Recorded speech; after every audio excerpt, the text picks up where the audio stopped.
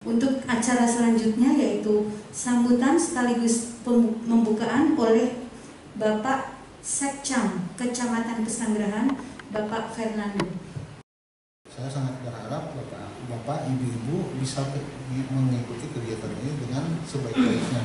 Ya, Pak Daswan sudah mengundang Ibu Pak Lindrati, ya, psikolog, ya, yang akan memberikan materi intervensi penanganan praktis bagi remaja beresiko.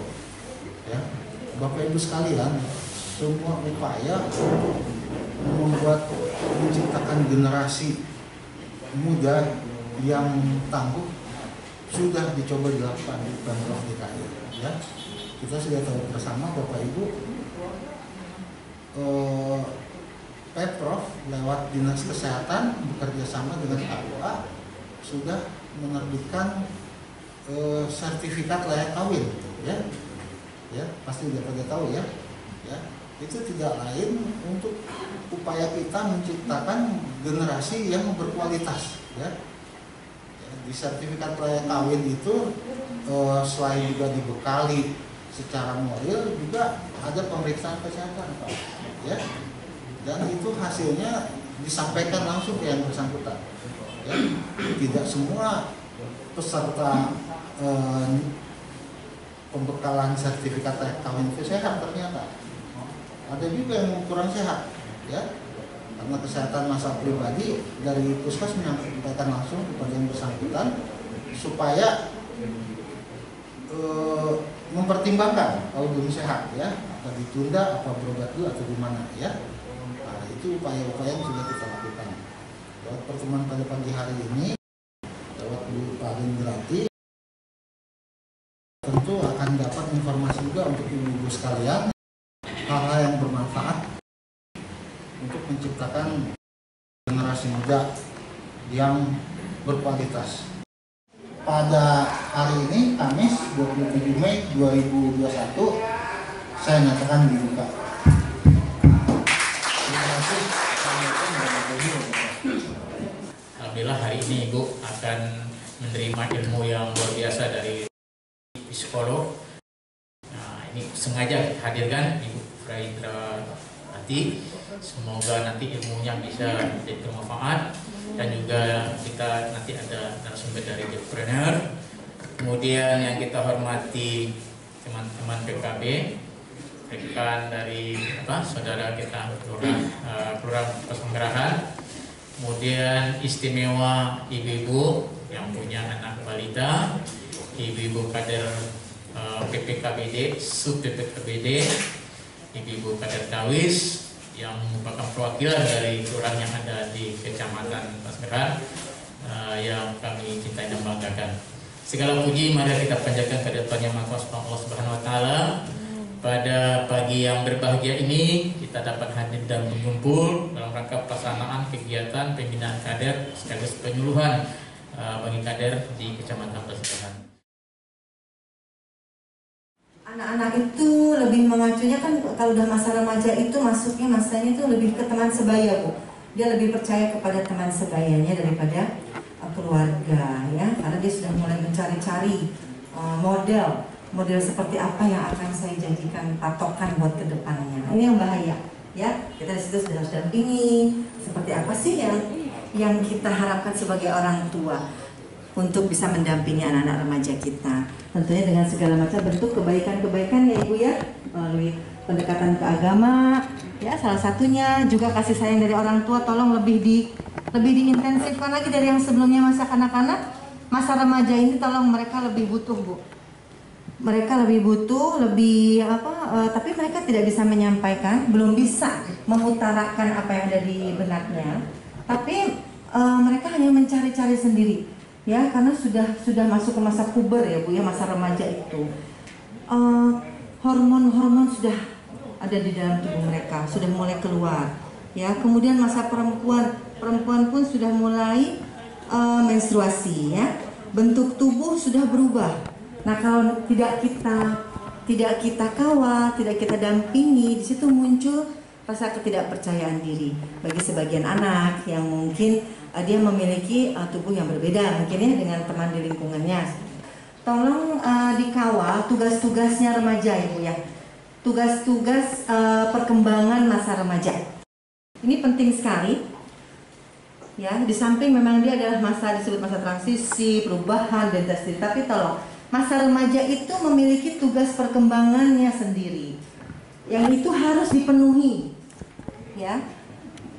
Masa remaja itu punya tugas-tugas perkembangan yang harus terpenuhi, karena kalau tidak dia akan menuntut untuk dipenuhi di periode berikutnya, di periode dewasa gitu. Jadi dan sebaliknya juga ada kalanya masa remaja itu nggak tuntas karena ada masa di masa kanak-kanak tugas perkembangannya juga tidak sempurna, tidak tuntas. Nah itu jadi berdampak nih Bu. Ya, berdampak di masa-masa tugas perkembangan sebelumnya yang tidak terpenuhi, dia akan menuntut di fase berikutnya. Nah, sekarang tugas perkembangan masa remaja itu apa saja? Ya, yaitu satu, dia harus bisa mencapai hubungan baru yang lebih matang dengan teman sebayanya, baik pria maupun wanita.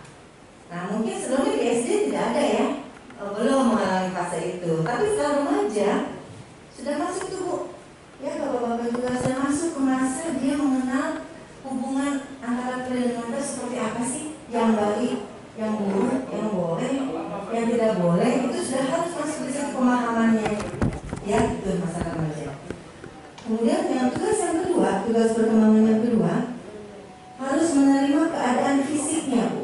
Oh, menstruasi dan perubahan fisik kan Bu ya. Nah, tiba-tiba kok dia badannya menjadi memelar gitu, makin besar gitu, nggak terkontrol, nafsu makan apa segala macam. Nah, jadi perubahan-perubahan itu baik fisiknya itu berpengaruh ke mentalnya Bu. Apabila dia merasa kok tidak sama dengan lingkungan, kok dia langsing gitu ya, kok dia nggak seperti aku gitu, aku kok setelah menstruasi seperti ini, kok mereka apa yang lain itu seperti ini, beda-beda gitu. Nah itu tugas kita Bu, harus membantu menerangkan kepada mereka, menjelaskan ada gen di sana, orang tua ya, keturunan, kemudian kalau mau bentuk badannya seperti ini harus seperti ini. Jadi kita ajarkan, kasih pengetahuan, karena mereka tidak paham begitu saja, tidak mengerti begitu saja. Harus dari kita, baik para orang tua maupun para pendidiknya dan pemerhati anak harus bisa bantu yuk gitu, karena mereka nggak selamanya mereka mau bicara loh Bu ya, cuma diam aja, kadang mendem gitu. Tahu dia ketemu temen yang pas, nah dia cerita sama temennya, dia lebih terbuka sama temannya, itu yang bahaya. Kalau temannya positif, membawa dampak positif. Tetapi kalau temannya tidak baik ya, nah itu yang bahaya buat kita. Dia diajarkan untuk mau eksplor macam-macam.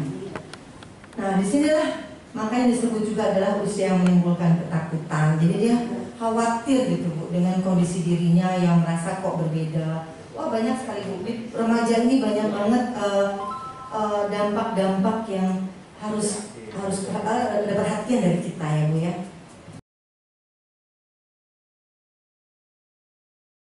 Problemanya, persoalannya bukan anak saya, tapi seluruh keluarga-keluarga yang punya anak itu sampai jam 3 malam masih main gadget. Nah, kira-kira bagaimana mengantisipasi ataupun bagaimana mencoba untuk mengantisipasi sehingga dalam pemakaian gadget itu bisa teratasi? Iya, jadi memang gadget itu luar biasa ya Pak ya, seperti tadi. Nah, bagaimana cara kita memang harus mendampingi anak-anak kita untuk bisa beraktivitas. Karena kita sekarang sebagai orang tua harus menjadi guru, ya. Semuanya ini harus bisa menjadi guru bagi menggantikan peran guru ya Bu ya. Kita harus di rumah jadi guru juga. Nah, kalau kita tidak siap secara mental, nah akhirnya anak menjadi korban lagi. Kekerasan jadi kekerasan ya Pak, baik verbal ya, kadang juga nggak sedikit jadi kekerasan fisik gitu. Ini pengalaman pribadi saya dengan pembelajaran yang di rumah ini, dari di rumah Bu. Jadi model anak saya itu yang kedua, yang SMP-nya perempuan. Memang anaknya pendiam. Jadi dia terlalu fokus untuk belajar. Waktu kegiatan belajar di sekolah pun dia kalau ada tugas sekolah harus diselesaikan hari itu. Sama dengan yang sekarang. Jadi sepertinya belajar di rumah ini tugasnya lebih banyak Bu. Jadi dia belajar dari pagi sampai kadang sampai malam, dia saya yang pertama itu udah punya rumah sendiri di Pamulang, punya anak 3. Karena dia nggak ada yang jagain anak, jadi anak tuh dititipin ke tempat saya. Jadi nanti kalau libur kan pulang gitu. Terus anak saya yang kecil itu bilang gini, kapan sih mah dia mau di rumahnya? Kan saya maksudnya anak saya kebetulan kan lagi kuliah juga, lagi ini juga udah mulai sidang-sidang kan ya. Besok hari Jumat mau sidang, lagi belajar. Kemarin pergi sambil marah, mau kemana di rumah berisik banget.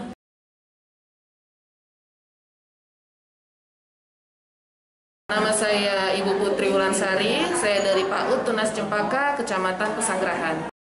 Apa kesan Anda mengikuti acara barusan?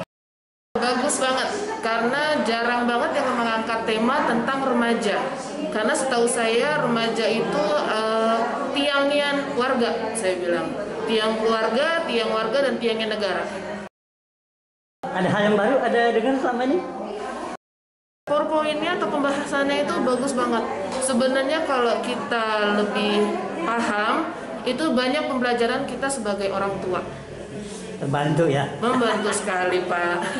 Menurut saya sih jangan hanya di kecamatan, justru ke Karang Taruna. Nah, Itu lebih bagus lagi, maksudnya lebih pas tujuannya. Betul, karena kalau di kecamatan yang datang ibu-ibu, justru kita ngarepnya yang tahu ini remajanya.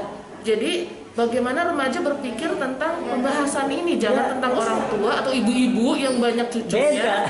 Iya betul Pak. Jadi yang datang kan kebanyakan tadi cucunya ada 3, cucunya ada 2. Jadi pola pikirnya rada berbeda gitu. Nama saya Ibu Sunati Satimin, Pak, kebetulan mewakili dari tokoh agama Kelurahan Kuta Selatan. ya. Apa kesan Ibu mendengar materi tentang remaja tadi?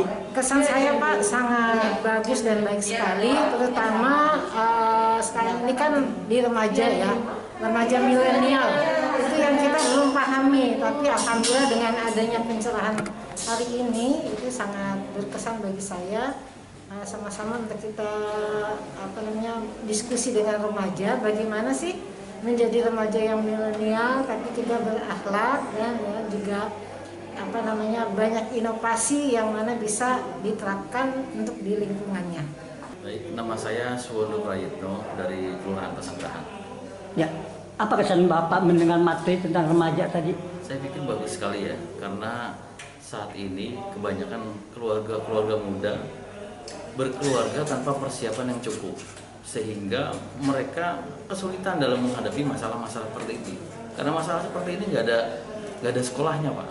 Mau belajar di mana mereka? Kalau orang tuanya dulu tidak memberikan contoh yang cukup dan dia sendiri tidak berkesempatan datang ilmu seperti ini, walhasil akhirnya anak-anak seperti itu. Oleh karenanya pelatihan seperti ini sangat bagus ya.